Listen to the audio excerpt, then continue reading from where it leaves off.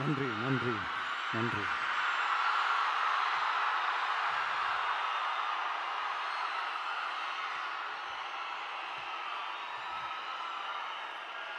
நான் போன மீட்டிங்கில் வேலூரில் பேசும்போது சொல்லியிருந்தேன், தமிழ்நாடு தான் விஜய், விஜய் தான் தமிழ்நாடு அப்படின்னு நான் சொல்லியிருந்தேன். அது ஏன் அப்படி சொன்னேன் அப்படின்னா, தமிழ்நாட்டு மக்களுடைய ஒரே பிரதிநிதியாக, உண்மையான ஒரு பிரதிநிதியாக நாம் மட்டும்தான் இருக்கிறோம் அப்படின்றதுக்காக தான் அப்படி நான் சொன்னேன். அப்புறம் அந்த தேர்தல் பற்றியும் நான் சொல்லியிருந்தேன். தமிழ்நாடு வர்சஸ் ஸ்டாலின் சார், அதாவது விஜய் வர்சஸ் ஸ்டாலின் சார், அதையும் நான் சொல்லியிருந்தேன். அப்புறம் இன்னொரு கேள்வியும் கேட்டிருந்தேன். இது தமிழ்நாடு சட்டசபைக்கான ஒரு தேர்தல், இதை ஏன் தமிழ்நாட்டுக்கும் டெல்லிக்குமான ஒரு எலெக்ஷன்னு சொல்கிறீங்க அப்படின்னு நான் கேட்டிருந்தேன்.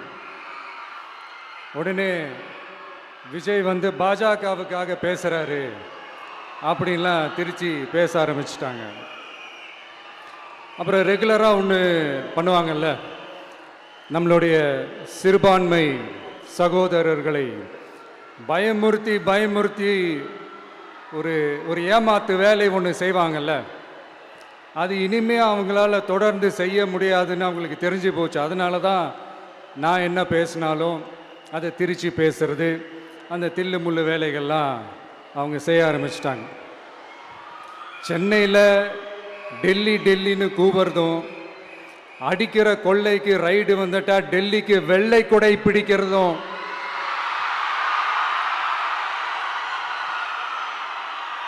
இதெல்லாம் யாருன்னு உங்களுக்கே நல்லா தெரியும்.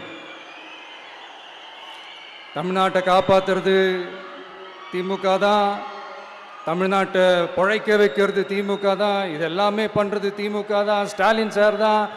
இதெல்லாம் ஒர்க் அவுட்டே ஆகாது பாஸ்.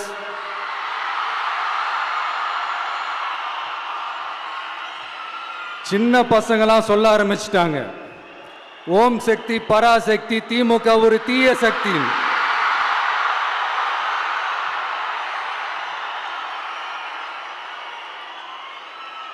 அதனால் இந்த தமிழ்நாடு இன்னொன்று வேற ஒன்று சொல்கிறாங்க. அது என்னடான்னா, தமிழ்நாட்டு அணி டெல்லி அணியா. கிரிக்கெட்டில் கூட தமிழ்நாட்டு அணியை டெல்லி அணியால் தொட்டு கூட பார்க்க முடியாது.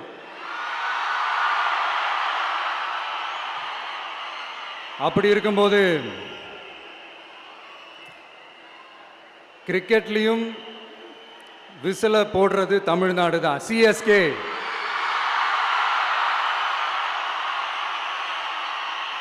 வரப்போற எலெக்ஷன்லயும் விசில போட போறது நம்ம டிவிக்கே தான். தமிழ்நாடு தான் டிவிக்கே, டிவிக்கே தான் தமிழ்நாடு. இந்த அணி அந்த அணி டெல்லி அணி இதெல்லாம் அனைத்தும் உடைஞ்சி நொறுங்கும், டிவிக்கே அடிச்சு நொறுக்கும்.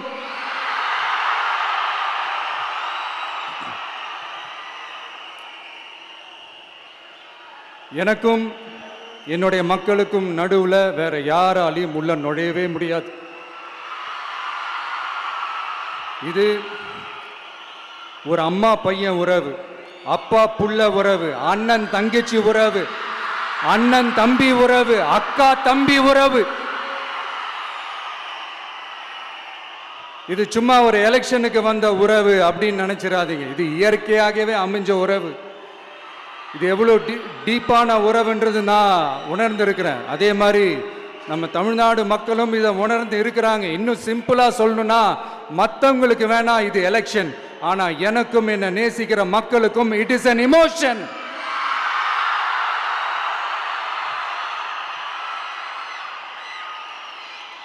And it is not an ordinary emotion. It is a powerful oceanic emotion. இப்படி இருக்கும்போது வீட்டுக்கு வீடு விஜய், தமிழ்நாட்டுக்காக விஜய், வெற்றி பேரணியில் தமிழ்நாடு, இதெல்லாமே 100% இந்த எலெக்ஷன்ல அது ப்ரூவ் ஆகும்.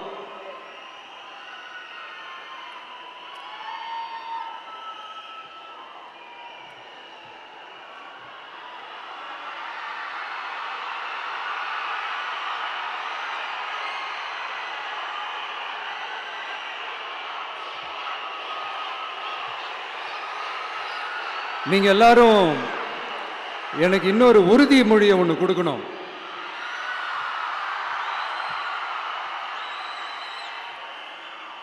ஊழலற்ற உண்மையான சமூக நீதியை நிலைநாட்ட நம்ம ஆட்சியை அமைப்பீங்க தானே? உங்களை தான் கேட்கிறேன், நம்ம ஆட்சியை அமைப்பீங்க தானே? இந்த விஜய்க்கு ஒரு வாய்ப்பு கொடுப்பீங்க தானே? உண்மையிலே கொடுப்பீங்க தானே? இந்த விஜய நம்புறீங்க தானே? ஒவ்வொரு வீட்லயும் விசில் சத்தம் கேட்கும் தானே? அந்த விசில் சத்தம் ஒவ்வொரு பூத்திலையும் புயலா ஒலிக்கும் தானே? Thank you, thank you, thank you.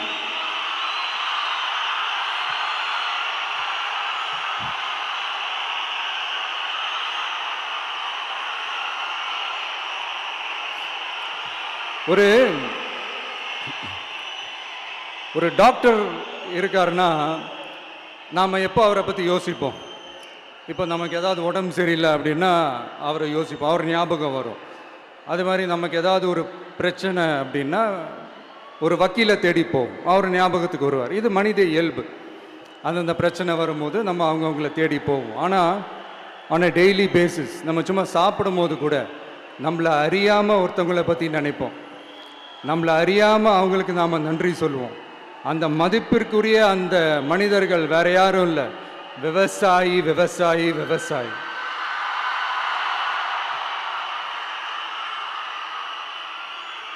அவங்க பார்க்கறதுக்கு வேணா சாதாரணமாக இருப்பாங்க, ஆனால் அவங்க சாதாரணமான மனிதர்கள்லாம் கிடையாது. இந்த உலகத்தையும் மனிதர்களையும் படைச்சது கடவுள்னு சொல்லுவாங்க, ஆனால் அந்த கடவுளுக்கே படையல் போடுற உயர்ந்த மனிதர்கள் தான் நம்ம விவசாயிகள்.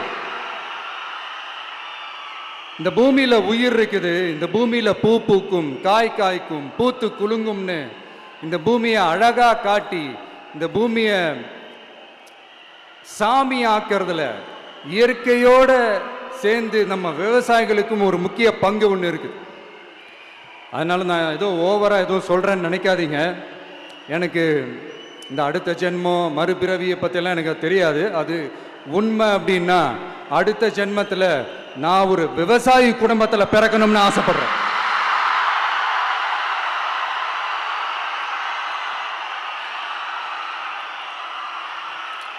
எனக்கு விவசாயத்தை பற்றி டீட்டெயில்டாக தெரியாது தான், நான் ஒத்துக்கிறேன்.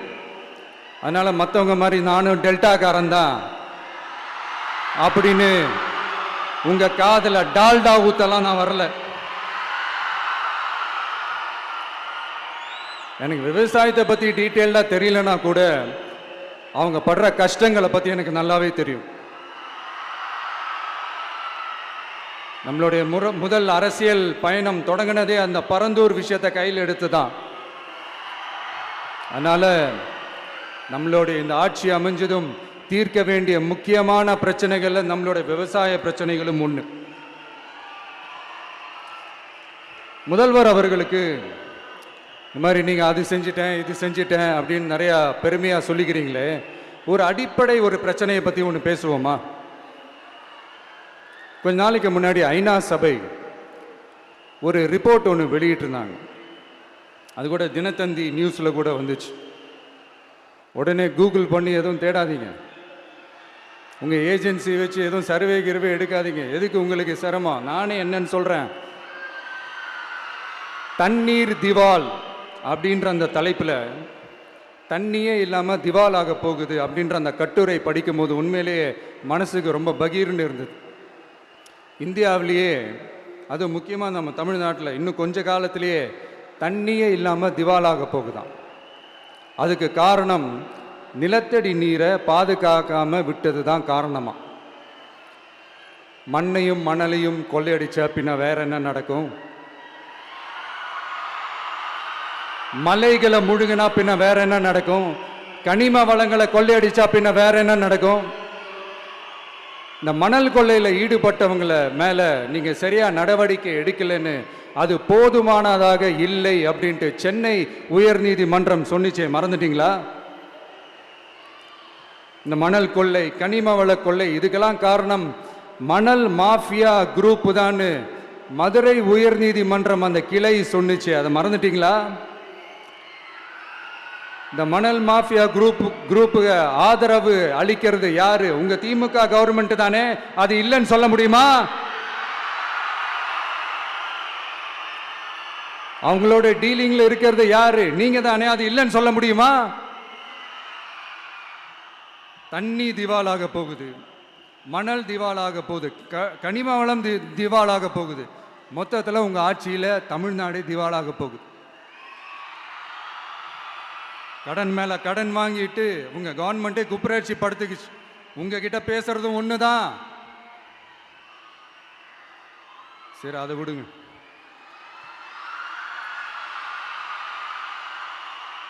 நம்ம விவசாயிகள் கஷ்டப்பட்டு விளைய வச்ச அந்த நெல்லெல்லாம் மழையில் நனைஞ்சி வீணா போச்சே. டெல்டாக்காரன்னு சொல்லிக்கிற நீங்க அதை எதாவது கவனிச்சிங்களா? அவங்களுடைய போராட்டம் எதுக்காவது கூட போய் நின்றுக்கிறீங்களா? கூண்டாஸில் மட்டும் போடுவீங்க. இதானே உங்களுடைய அந்த சாதனை. பரந்தூர் பிரச்சனை, உங்களுடைய உண்மையான நிலைப்பாடு என்ன? மேல்மா விஷயத்தில் உங்களோட உண்மையான நிலைப்பாடு என்ன? தமிழகத்தில் இருக்கிற எல்லா ஆறுகளையும் இணைப்போம், இந்தியாவிலேயே நாங்கள் தான் அதை பற்றி ஃபஸ்ட்டு யோசித்தோம் அப்படின்னு பெருமையாக சொல்லிக்கிற இந்த திமுக கவர்மெண்ட் அவங்களுடைய நாக் என்னன்னு சொல்லவா? இந்த மாதிரி பெரிய பெரிய திட்டங்கள்லாம் ஆட்சிக்கு வந்த உடனே செய்ய மாட்டாங்க.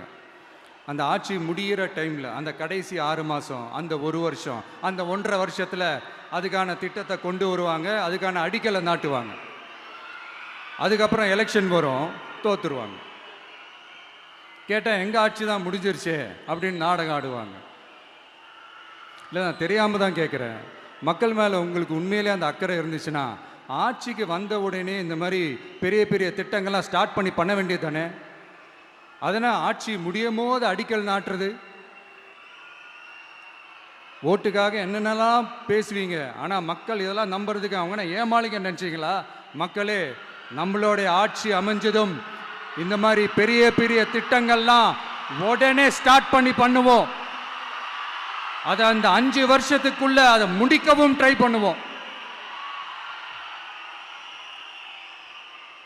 ஸோ இப்படிலாம் நம்ம பேசினா காவிரி பிரச்சனையில் உன் கருத்து என்ன, முல்லை பெரியார் பிரச்சனையில் உன் கருத்து என்ன, இப்படிலாம் அதெல்லாம் பற்றி உனக்கு என்ன தெரியுமா அப்படின்னு கேட்க ஆரம்பிச்சிருவாங்க. ஐயா, உலக மகா மேதைகளே, ROV, ரிமோட்லி ஆப்ரேட்டட் வெஹிக்கிள், அதை வச்சு தண்ணிக்குள்ளேயே போய் அணைகளோட உறுதித்தன்மையை ஆராய்ச்சி பார்க்குற வரைக்கும் நான் எல்லாம் தெரிஞ்சு தான் வச்சிருக்கிறேன். ஒருத்தன் சைலண்டாக இருக்கான், அமைதியாக இருக்கான்னா உடனே அவனுக்கு எதுவுமே தெரியாதுன்னு நினச்சிடாதீங்க. சும்மா கருத்து சொல்லிக்கிட்டு கம்பு சுற்றிக்கிட்டு இருந்தால் எல்லாமே நடந்துருமா? நசன் பேசி அதை கேட்டு மக்கள் வெறுத்து போயிட்டாங்க. உருப்படியா ஏதாவது யோசிங்கயான்னு மக்கள் நினைக்கிறத யாருக்கு தெரியுதோ தெரியலையோ, எனக்கு அது நல்லாவே தெரியுது.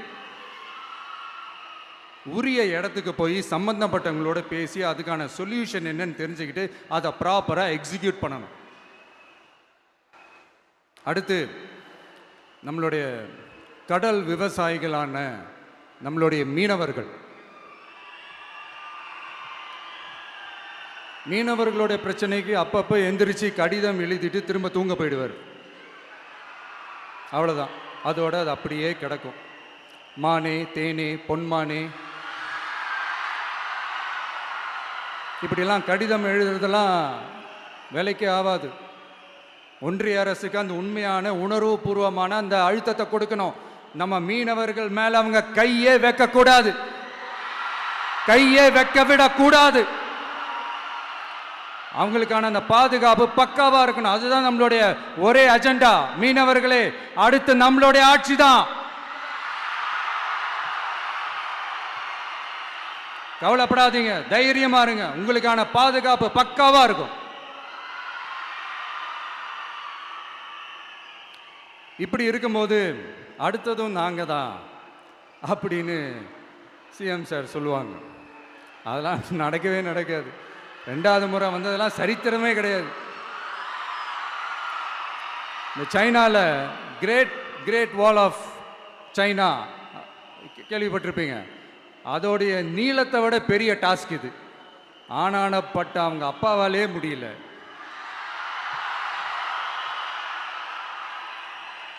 நான் முன்னாடியே சொன்ன மாதிரி உரிய இடத்துக்கு போய் சம்மந்தப்பட்டவங்களோட பேசி அதுக்கான சொல்யூஷன் என்னன்னு தெரிஞ்சுக்கிட்டா அதை எக்ஸிக்யூட் பண்ணுறது தான் ஒரு தெளிவான அரசியல். சும்மா ஆறுதல் சொல்கிறதெல்லாம் தெளிவான அரசியல்லாம் கிடையாது.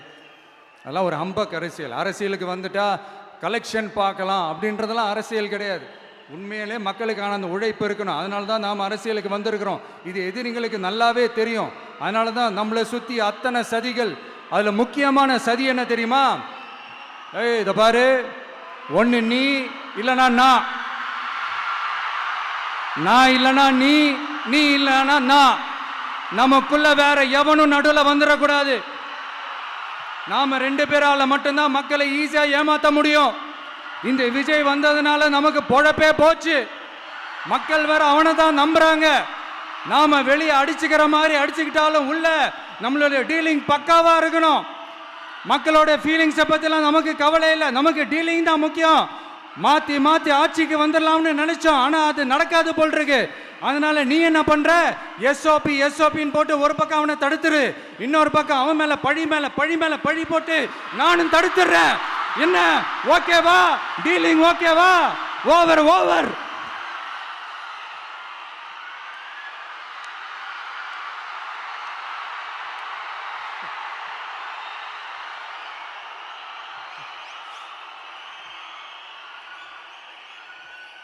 இல்லைங்க, உண்மையிலேயே சிரிக்கிறதா என்ன பண்ணுறதுன்னு எனக்கு தெரியல. உண்மையிலே இப்படி தான் இருக்கு அவங்க டீலிங்லாம்.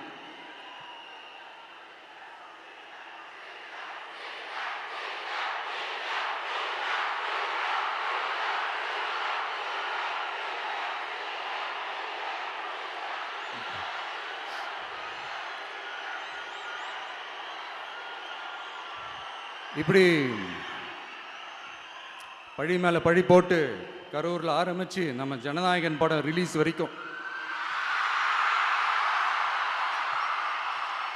ஆனால் அந்த ரிலீஸ் பிரச்சனையில் நிறைய பேர் குரல் கொடுத்தாங்க.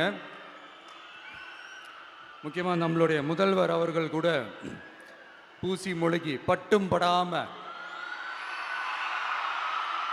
குரல் கொடுத்தாங்க. But what ever it is, குரல் கொடுத்த அவங்களுக்கும் மற்றவங்க எல்லாருக்கும் இந்த நேரத்தில் என்னுடைய நன்றியை தெரிவிச்சுக்கிறேன். இப்படி நம்ம வெளிப்படையாக பேசுறதுனால சிஎம் சாரோட மனநிலை இப்போ எப்படி இருக்கும் தெரியுமா? ஏற்கனவே கட்சிக்காரங்க தொல்லை தாங்க முடியல, தூங்க விட மாட்டேறாங்க. இந்த விஜயும் வந்து தூங்க விட மாட்டான். நம்ம பாட்டுக்கு ஹைவேல சைக்கிளில் சோலாவா போலான்னு நினைச்சோம். இவன் நாடானா மக்கள் சக்தியோட வந்துட்டு இருக்கான். இவன் தான் கேள்வி கேட்கறான்னு பார்த்தா மக்களையும் கேள்வி கேட்க வைக்கிறான். 1000 ரூபாய் கொடுத்துட்டு இருந்தோம், 5000 ரூபாய் கொடுத்து ஏமாத்தலான்னு பார்த்தா அதையும் கேள்வி கேட்க வைக்கிறான். விசில் சத்தம் வேற விண்ண முட்டுது. கூட்டணி கட்சிகள் தொல்லை வேற தாங்க முடியல. இவன் பண்ற பிரச்சாரத்தையாத்த முடக்கலான்னு பார்த்தா அப்பவும் மக்கள் அவன் பின்னாடி தான் நிக்கிறாங்க. என்ன பண்றது ஏது பண்றதுன்னு தெரியாத ஒரு மனநிலையில இருப்பாரு. ஆனா சார், நீங்க இந்த விஜயம் முடக்கலாம். ஆனா ஒவ்வொரு வீட்டில் இருக்கிற ஒவ்வொரு விஜயையும் உங்களால முடக்கவே முடியாது.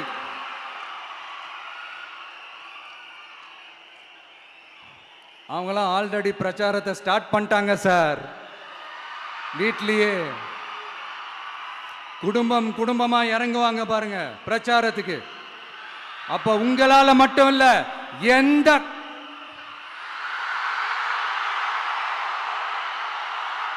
யாராலையும் தடுக்க முடியாது.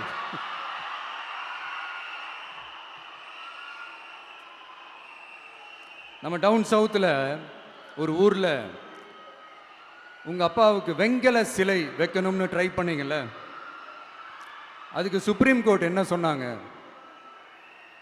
மக்களோட பணத்தில் யாருக்கு புகழ் பாட பார்க்குறீங்க அப்படின்னு கேட்டாங்கல்ல. அதுக்கு என்ன அர்த்தம் தெரியுமா? ஊராம் வீட்டு நெய்யில் உங்கள் வீட்டுக்கு ஸ்வீட்டு செய்யாதீங்க. எப்படி? ஊராம் வீட்டு நெய்யில் உங்க வீட்டுக்கு ஸ்வீட்டு செய்யாதீங்கன்னு அர்த்தம். மக்களோட ஒரு அடிப்படை வாழ்வாதாரத்துக்கு ஏதாவது பிரச்சனைக்குன்னு கேட்டா நிதி சுமைன்னு சொல்றீங்க. செலை வைக்கிறதுக்கு மட்டும் எங்கிருந்து சார் காசு வருது?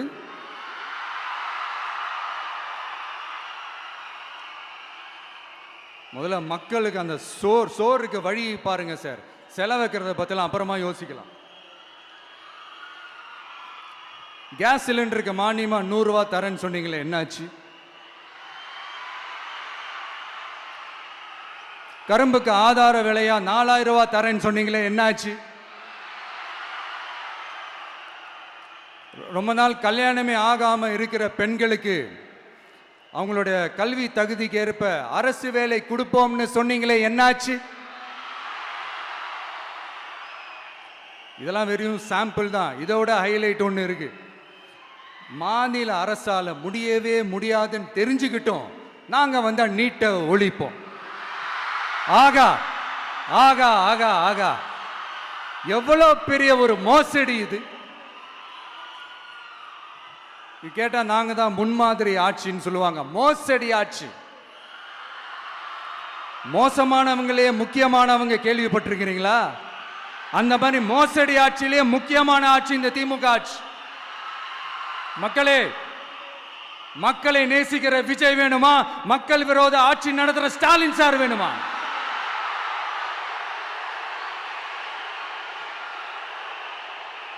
இந்த விஜய் நம்புறீங்களா, ஸ்டாலின் சார் நம்புறீங்களா?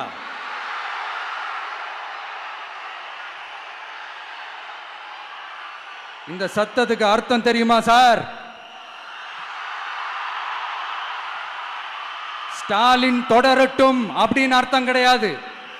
தீய சக்தி திமுக ஆட்சி மறையட்டும், தூய சக்தி டிவிகே ஆட்சி வரட்டும். நானும் உதிக்கட்டும்னு சொல்லாம்னு நினைச்சேன், பார்த்தா அதை வேற திருச்சி பேச ஆரம்பிச்சிருவாங்க. திருநெல்வேலியில், நாங்குநேரியில் இப்போ ரீசெண்டா ஒரே லைன்ல சொல்லணும்னா, நம்ம நண்பர் ஒருத்தர் ட்வீட் போட்டிருந்தாரு, அதையே சொல்றேன்.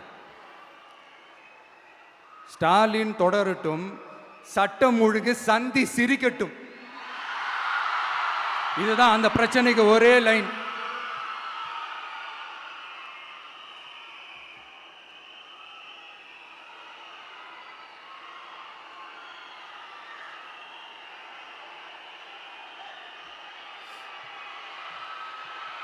மக்களே, காஞ்சிபுரத்தில், வேலூரில் எல்லாம் நம்மளோட விஷனை பற்றி சொன்னோம் இல்லையா? அதே மாதிரி இங்கேயும் சில விஷன்ஸை சொல்லணும். இது மற்றவங்க மாதிரி தேர்தல் வாக்குறுதின்னு சொல்லி ஏமாத்துறது கிடையாது. நம்மளை நம்புகிற மக்களுக்கு நம்பிக்கை தர்றது. நம்ம ஆட்சிக்கு வந்ததும் இதெல்லாம் செய்ய நடவடிக்கை எடுப்போம்னு சொல்கிறது. டெல்டா விவசாயிகள் சமீபத்தில் கூட உரத்தட்டுப்பாட்டை சந்திச்சிங்கல்ல. சில பேர் உரத்தை பதுக்கி வச்சு அதிக விலைக்கு விற்றதா நியூஸ்லாம் கூட வந்துச்சு. நம்ம டிவிக்கு ஆட்சி வந்ததும் உரத்தட்டுப்பாடு இல்லாமல் பார்த்துக்குவோம். 5 ஏக்கர் வரை நிலமுள்ள விவசாயிகள் வேளாண் கூட்டுறவு வங்கிகளில் வாங்கிய பயிர் கடன் முழுமையாக ரத்து செய்வதற்கும், 5 ஏக்கருக்கு மேல் உள்ள விவசாயிகள் வேளாண் கூட்டுறவு வங்கிகளில் வாங்கிய பயிர்க்கடன் 50% வரை ரத்து செய்வதற்கான சாத்திய கூறுகளை ஆராய்ந்து உறுதியாக நடவடிக்கை எடுப்போம். திமுக மாதிரி எல்லாருக்கும்னு சொல்லிட்டு அதுல தகுதி ஃபிக்ஸ் பண்ணி பாகுபாடு காட்டி ஏமாற்ற மாட்டோம். எல்லாத்தையும் வெளிப்படையாக சொல்லுவோம். 2 ஏக்கர் வரை நிலமுள்ள விவசாயிகள் மற்றும் நிலமற்றவர்கள் குடும்பத்தில் யாரும் மாநில மற்றும் ஒன்றிய அரசு ஊழியராக இல்லாமல் இருக்கும் பட்சத்தில் அவர்களின் குழந்தைகளின் பொறியியல் மற்றும் மருத்துவம் உள்ளிட்ட தொழிற்கல்வி முதல் அனைத்து வகை படிப்புகளுக்குமான முழு செலவையும் அரசே ஏற்கும்.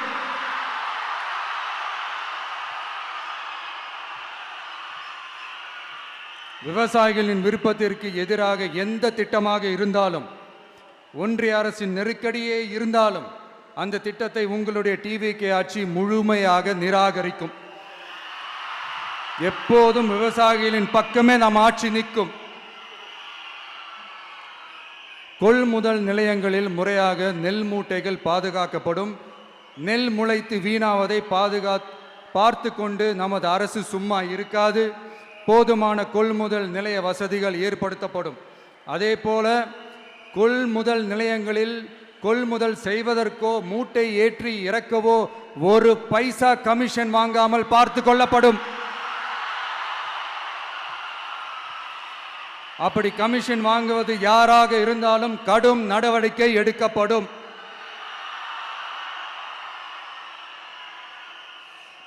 ஐநூறு ரேஷன் கார்டுகளுக்கு ஒரு ரேஷன் கடை என்ற வரையறை நிர்ணயிக்கப்படும். கிராமங்களிலும் எடையாளர் நியமிக்கப்படுவார். பெண் விற்பனையாளருக்கு பெண் எடையாளர், ஆண் விற்பனையாளருக்கு ஆண் எடையாளர் என்பது பின்பற்றப்படும்.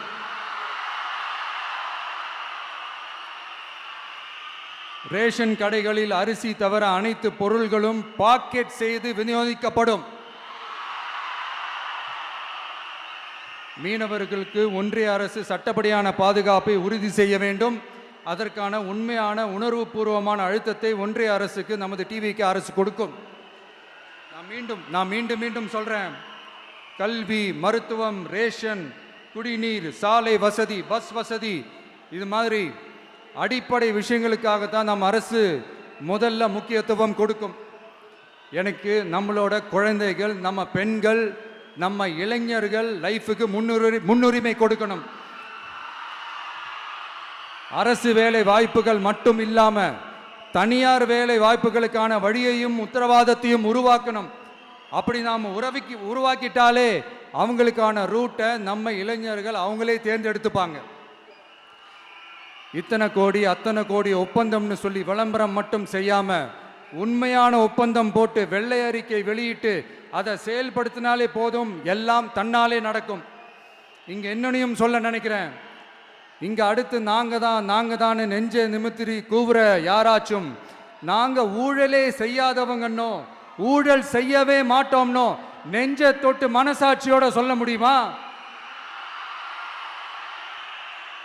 ஆனா நாம இன்னைக்கு இல்ல, ஆட்சிக்கு வந்ததுக்கு அப்புறமும் ஓப்பனா தில்லா கட்ஸா சொல்லுவோம், ஊழல் லஞ்சம் இல்லாத ஒரு ஆட்சியை கொடுக்க உண்மையா ட்ரை பண்ணாலே போதும், எல்லாம் தன்னாலே நல்லா நடக்கும். எல்லாரும் கொஞ்சம் கை இப்படி வைங்களேன். எங்க ஓட்டு எங்க உரிமை, எங்களை யாரும் விலைக்கு வாங்க முடியாது. எங்க ஓட்டு விசில் சின்னத்துக்கு தான். யாரையும் நம்பி ஏமாற மாட்டோம். எங்க வார்த்தையிலிருந்து மாற மாட்டோம். இது நிஜம். தேங்க்யூ.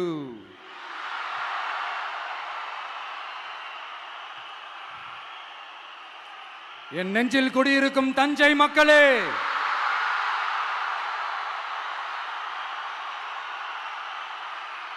என் நெஞ்சில் குடியிருக்கும் வேலூர் மக்களே, வேலூர்ல இதை நான் சொல்ல மறந்துட்டேன், சாரி. உங்களுக்காக இங்க நான் சொல்றேன், உங்களோட நான் இருக்கேன், நம்மளோட நம்ம மக்கள் இருக்கிறாங்க. இதுக்கு மேல என்ன வேணும்? கான்பிடென்ட்டா இருங்க, நல்லதே நடக்கும், வெற்றி நிச்சயம். மீண்டும் சந்திக்கும் வரை நன்றி, வணக்கம்.